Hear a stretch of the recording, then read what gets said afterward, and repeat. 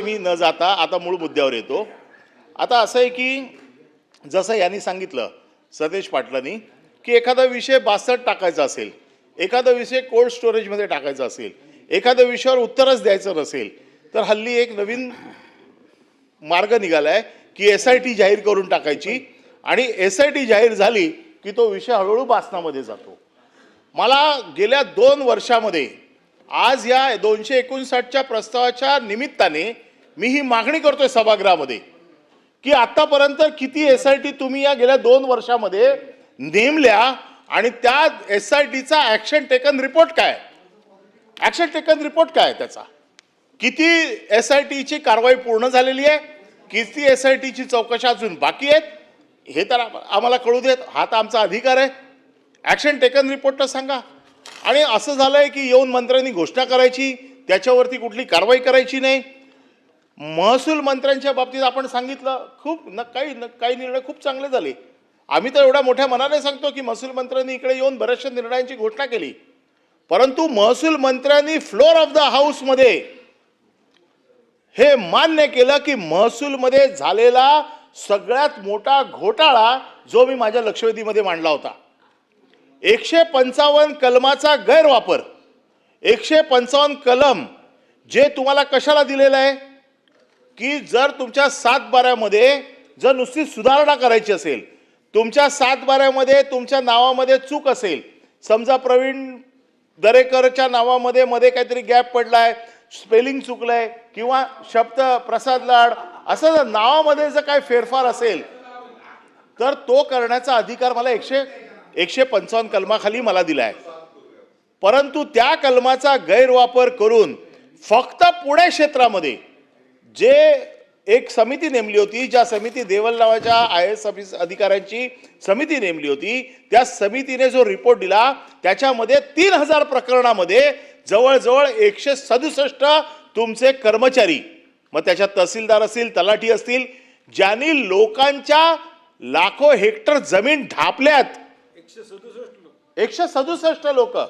आणि हे बावनकुळे साहेबांनी मोठ्या मनाने मान्य केलं, मी प्रामाणिकपणे मी त्याच्या बाबतीत बिलकुल म्हणजे बावनकुळे साहेबांवरती हा माझा बिलकुल आक्षेप नाही आहे।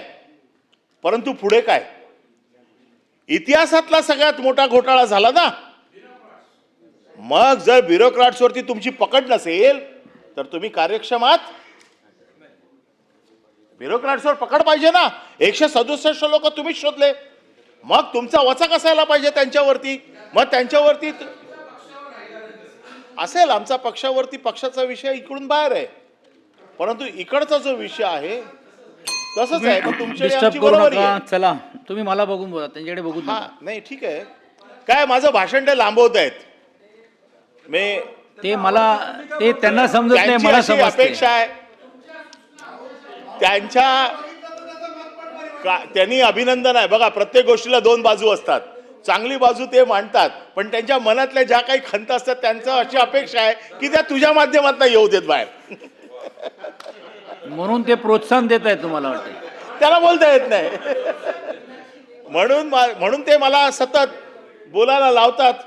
तर माझं म्हणणं असं आहे की ह्या 155 कलमाचा गैरवापर झाला, ह्याच्यामध्ये मी मागणी केली होती की कशा पद्धतीने तुम्ही कारवाई करणार, कशा पद्धतीने तुम्ही याच्यावरती वचक बसवणार। त्यांनी मला सांगितलं होतं की त्या अधिवेशनाच्या शेवटच्या दिवसाच्या अगोदर आम्ही काय कारवाई करणार हे सांगतो। त्यांनी काही कारवाई केली नाही। मग असं पण सांगितलं होतं त्यावेळेला की पुढच्या अधिवेशनाच्या सुरुवातीला पूर्ण महाराष्ट्राचा ड्राईव्ह घेऊन, हे तर फक्त पुण्यामध्ये सापडले, पुण्यामध्ये 3000 प्रकरणं सापडली, म्हणजे महाराष्ट्रात काय झालं असेल, किती लाख हेक्टरचा घोटाळा झाला असेल हे ते सांगणार होते। आणि ते सांगणार कधी होते? या अधिवेशनाच्या पहिल्या दिवशी। आज अधिवेशनाचं शेवट आलेलं आहे, अधिवेशनाच्या शेवटापर्यंत आपण अजूनही कारवाईला गेलेलो नाहीये। महसूलच्या बाबतीमध्ये जर अजून 2 विषय, कारण मी आज जे विषय संपलेच नाही आहेत, मग इकडे यायचं, विषय मांडायचे, आपण विषय मांडायचे आणि निघून जायचं, शासन काही कारवाई करणार नाही, पुढच्या अधिवेशनाला नवीन विषय घेऊन यायचे। म्हणजे पूर्वीची म्हण होती ना, पुढचं पाठ मागचं सपाट, तसं आता झालंय आमचं मागचं सपाट। कोण बघतच नाही आहे मागचे विषय काय आहेत ते, आणि म्हणून मी पुढचे विषय घेतच नाही आहेत. मी फक्त आज मागच्याच विषयावरती आहे. नाही, ते मागचे पळून जाऊ देत, जसे तुम्ही पळून आले राष्ट्रवादीतना. का बोलायला लावताय? नाही नाही, असं आहे ना, ते पण पळूनच आलेले आहेत. आणि आता मग अजून त्याच्यापेक्षा अजून वेगळ्या भाषेत बोलू का? दादा मायनॉरिटी झाले जातात. तुम्ही मूळ दादा मी मायनॉरिटी मध्ये आहे. आणि तुम्ही मूळ मुद्द्यावर या. नाही, मूळ त्याच्याकडे लक्ष मुद्द्यावर द्या. आता बघा ते सांगतायत असं मला, म्हणजे त्यांच्या या सगळ्या गोष्टी ते बोल. नाही नाही, ते बोलले म्हणून मी बोललो. ते बोलले नाही, ते बोलले मला. हा. आणि म्हणून माझं मत असं आहे की प्रशासनावरती पकड त्याच वेळेला येईल ज्या वेळेला तुम्ही कारवाई कराल. नवीन मुंबईचे विषय मी काढले होते. नवीन मुंबईच्या विषयामध्ये नवीन एअरपोर्ट जे झालं, त्या एअरपोर्टला न्यू भारत कंपनीला तुम्ही दिलं. त्यांची 500 कोटी रुपये त्यांची रॉयल्टी बाकी आहे आणि हे शासनाने मान्य केलंय. मग 500 कोटी रुपये तुम्ही रॉयल्टी माफ करताय, त्यांना 500 कोटी रुपये त्यांचे वसूल करत नाहीये. याच्यावरती अजून कुठली कारवाई नाहीये. मी नवीन मुंबईतल्या क्वारीज, नवीन मुंबई, उरण, पनवेल, खारघर या सगळ्या भागात ज्या काय अनधिकृत क्वारीज चालतात, यांच्या रॉयल्टी न भरता, यांच्याकडे कुठली एन्व्हायरमेंटल क्लिअरन्स नसताना तिथे लाखो रुपयाचं उत्खनन चालू आहे. महसूलचं काम तुम्ही सांगितलं ना की पुस्तक काढलंय, मग पुस्तक काढलंय त्याच्याबरोबर ह्या पुस्तकात हे पण चॅप्टर माझे ऍड करा की महसूलच्या माध्यमातून या महाराष्ट्राचं किती करोडो रुपयाचं नुकसान महसूल चोरला जातोय याचं देखील एक श्वेतपत्रिका येऊ देत. तुमचं पुस्तक तुमच्या अभिनंदनाचं पुस्तक आहे, मग तशी श्वेतपत्रिका काढा की तुमच्या महसूलच्या बाबतीमध्ये उत्पन्न, तुमचा मेन स्रोत काय, उत्पन्नाचं महसूल एक चांगलं खातं आहे की ज्याच्या माध्यमातून आपल्या महाराष्ट्राच्या राज्याची आर्थिक घडी बसवली जाते. त्या घडीच्या खालीच जर चोऱ्या होत असतील आणि त्याचाच जर लोक लुटारू असतील तिकडे, तर महसूल मंत्र्यांच्या बाबतीत माझा बिलकुल, मी पुन्हा सांगतो, आक्षेप नाही.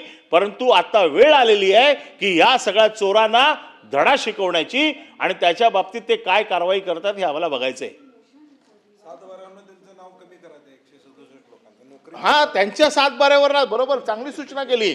त्या 167 लोकांची नावं 7/12 काढून टाकली पाहिजेत. आणि म्हणून मागचे जे विषय आहेत हेच अजून सुटलेले नाही आहेत, तर पुढचे विषय मांडायचे कुठे आहेत? कारण बाकीचं तर प्रस्तावावरती आमच्या वतीने अंबादास दानवेजी बोलले, सतेज पाटील बोलले, बाकीचे सदस्य बोलतील. परंतु ज्या ज्या गोष्टी ह्या सभागृहात बघा, ह्या सभागृहाचं एक महत्त्व आहे. मी देखील खूप वर्ष हे सभागृहाचं महत्त्व बघितलंय. एकदा सरकारने एखादी गोष्ट कबूल केली तर पुढच्या अधिवेशनापर्यंत आम्हाला कधी वाट बघावी लागत नव्हती. पुढच्या अधिवेशनाच्या अगोदर त्या अधिकाऱ्यांवरती असेल किंवा हा इकडे जो एकंदर जो प्रतिनिधी येतो ना, हा फार आशेने येतो. आता हे काल जे 17 लोक आलेत ना, त्याच्यातले बरेचसे नवीन आहेत. ते एक स्वप्न बाळगून आले असतील की आम्ही महाराष्ट्राच्या विधान परिषदेत चालतोय, जातोय. ही महाराष्ट्राच्या विधान परिषदेत जाण्याचं भाग्य आम्हाला लाभलंय. ज्या वेळेला 6 वर्ष पूर्ण होतील ना आणि त्यांचा इकडे निरोपाचा समारंभ असेल ना, त्या दिवशी त्यांच्या लक्षात येईल की आपलं काहीच झालं नाही, 6 वर्ष असे टाइमपास झाला, आपले काहीच प्रश्न सुटले नाहीत. मग ते सरकारमध्ये असू देत किंवा विरोधात असू देत. माझी पहिली टर्म, दुसरी टर्म, तिसरी टर्म, चौथ्या टीममध्ये कधी मला असं वाटलं नाही. मी इथे गडकरी साहेबांच्या नेतृत्वाखाली देखील मी फार कमी सत्तेमध्ये सहभागी असलेला कार्यकर्ता आहे. मी बऱ्याच वेळेला विरोधात आहे, पण विरोधात असताना देखील विरोधी पक्षनेत्याने किंवा विरोधी पक्षाने आवाज उचलला की सत्तारूढ पक्षाने त्याला प्रतिसाद दिलेलाच आहे आणि त्याचे देखील प्रश्न सोडवण्याचं काम हे नेहमी सत्तारूढ पक्षाने केलेलं आहे. आणि म्हणून कधी कधी अभिनंदनासाठी ते पण पात्र आहेत. पण आता काय झालंय, आता तुमच्याकडे आकडा एवढा मोठा झालेला आहे की तुम्हाला असं वाटतं की कोणाचं काय विचारलं नाही तरी चालेल, कोणाचं नाही ऐकलं तरी चालेल, कोणी काही बोलो आपण निघून जायचं, बोलायचं हा इकडे. पूर्वी कुठल्याही मंत्र्याची अशी हिंमत नव्हती की प्लॅटफॉर्मवरती, या सभागृहाच्या फ्लोअरवरती एखादा शब्द दिला तर तो